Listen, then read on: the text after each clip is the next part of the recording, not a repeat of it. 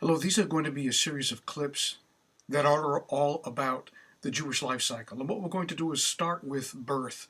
As a general review, you ought to have read the pages that are germane to this in the book that is assigned, this book that you have on your bookshelf, The Observant Life. We're going to start, as I said, with birth, and we're going to start with the idea that when a Jewish child is born, they are born faultless, blameless. There is no such thing in Judaism as original sin. When a child comes into this world, they are simply neutral. They are not full of mitzvahs or anti-mitzvahs. They are simply tabula rasa. They are an empty slate that comes into this world that we put on them whatever they're going to carry into their life. And a person will create their own life dependent upon what they do. And this is an important idea that differentiates Judaism from all other faiths. That Judaism is a religion that believes that we make our own destiny by the actions that we do. Action is a singular feature of what Judaism is all about. The word mitzvah itself indicates what we do. Mitzvah, you remember, means commandment, what God tells us to do, and our response to what God tells us to do. The mitzvahs are what make us who we are. So in essence, what we're dealing with right now is we're dealing with a child is born as a neutral entity into the world. As they are born, we celebrate the ability to be able to write on this tabula rasa, this clean slate, whatever it is that God has given us the task, the ability to be able to do. You'll remember too that the very first mitzvah given to humanity, not to Adam and Eve, but the very first mitzvah given to humanity broadly was pervu urvu, the Hebrew which means be fruitful and multiply. It is a mitzvah to procreate. Therefore, when a child is born, we celebrate this great milestone of having observed the mitzvah of procreation and having brought this child into the world. In the reading, you will have also noted that there is a difference of opinion between two great rabbinic sages, Hillel and Shammai, both of which said that the mitzvah devolves upon the Jew to have at least two children. They're divided as to whether to have a male and a female or two males, and one's own interpretation will hang on either Hillel's interpretation or Shammai's interpretation. But what is most important to remember from this is that the mitzvah is at least at replacement value. That is to say, it is a mitzvah to have two children because there are two parents, and therefore the Jewish people will always remain on an even plane of at least replacing ourselves at a minimum going forward. Shammai's view, of course, would probably be to amplify that, because he demands that we have at least two male children. So in case you have female children, you'll just keep going and have more and more. Another feature of this birth is that 8 days after birth comes what? Brit Milah. Now the word Brit means covenant.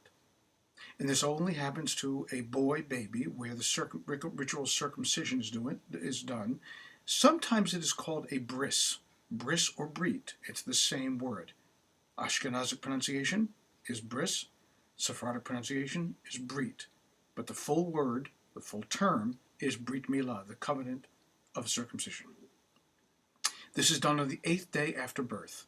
Always done on the 8th day. The only reason why a Brit Milah would not be performed on the 8th day is if the child were too unhealthy to sustain a Brit Milah, in which case we put it off until the child was healthy enough. In almost every instance of Jewish law, not every, but in almost every instance of Jewish law, Jewish life takes precedence over mitzvahs. Jewish life is of paramount importance. Think of it this way. You can't observe a mitzvah if you're not alive. Therefore, life is critical. But on the 8th day after birth, including the day of birth, is the Brit Milah done.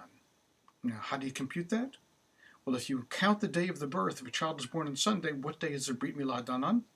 Let's count. Sunday, Monday, Tuesday, Wednesday, Thursday, Friday, Saturday, Sunday. Sounds like 7 days, but since you count the birth date, it is exactly on that day of the birth. And as you know, since we count time from sun down to sundown, any time that the child is born during the course of the day, we count that day. Now, it's a mitzvah to do the Brit Milah, and since we want to do God's will with alacrity, we will do the mitzvah as early as possible during that early part of the day of the 8th day after the birth. So when a Brit Milah is scheduled, always scheduled for the morning, and the earlier the better, to show our exuberance for wanting to do the will of God. The person who officiates at the Brit Milah is a professional. We call them a moel in Ashkenazic Hebrew. In Sephardic Hebrew, it's called a mohel. Either way, there's somebody who has been especially trained in the craft of Brit Milah. They are proficient, they are professional, they know how to execute the mitzvah, they know how to do it with perfection. There is, in our area, not a lot of mohalim, that's the plural of mohel. So we call upon these individuals to travel to our community to do this.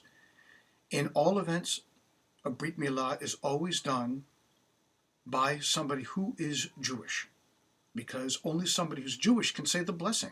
Asher kitshanu b'mitzvotav, who has commanded me to do this mitzvah. So therefore it has to be somebody Jewish that does it, the Brit Milah. And it's a great celebration because the child is being brought into the covenant of God. There's always a chair that is demarcated for the Brit Milah, the chair of Elijah. We greet him at many occasions during the course of the Jewish calendar year. Brit Milah is one of them. In addition to that, while a girl does not have a Brit Milah, a girl does have a baby naming. And on a Shabbat, because remember the Torah is read on Shabbat, that is when we bring the parents and the baby to the synagogue and we formally name the child in the synagogue. In both instances, and we bless the child, in both instances, a child and an adult is always given a Jewish name. A Jewish name because that name is soulfully linked to someone and something that has come before them. Traditionally, we choose Jewish names that are archetypal figures in our faith, whether it's Miriam, or Abraham, or Elijah, or Samuel, one of the people that's mentioned in the Bible. We take our names from our forebears. And according to Jewish tradition, we take our names from the parents of our forebears as well. So every Jew is named so-and-so, son or daughter of so-and-so.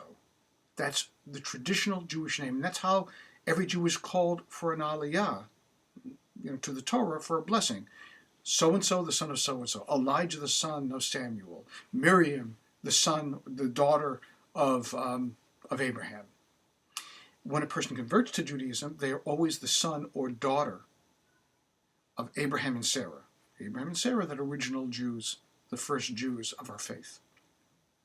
This is important to know too, because when somebody converts to Judaism, they become automatically cemented into the lineage of the faith that connects them to the originators of Judaism, way back to Moses at Sinai. Their souls were immediately present at that, and way back to Abraham and Sarah as well. And any connection to non-Judaism in terms of the forebears is severed. That's why they become immediately the son and daughter of Abraham and or Sarah. But we'll come back now to the idea that when a child is born into the world, there's one more unusual event that occurs upon the 30th day after birth for a Jewish male that is first born. What is a Jewish male that is firstborn? Well, Jewish male is obvious, but the firstborn means not just the firstborn male, but the firstborn of the family. So you can't have a girl born and then a boy born and call that boy the firstborn. The firstborn is the firstborn of that family. Not only that, but it's also the first issue of the womb. So if there's been some spontaneous or otherwise abortion that's taken place, if the child is not a natural birth, if there's been a C-section, in those instances, there will not be a firstborn male. So it's very rare to see a ceremony that is called pidyon haben, the redemption of the firstborn. Read carefully that section of what is entailed in the ceremony of the redemption of the firstborn. Review these pages, and I'll be sending you the next one of these guided lectures about the life cycle very soon. Have fun with it.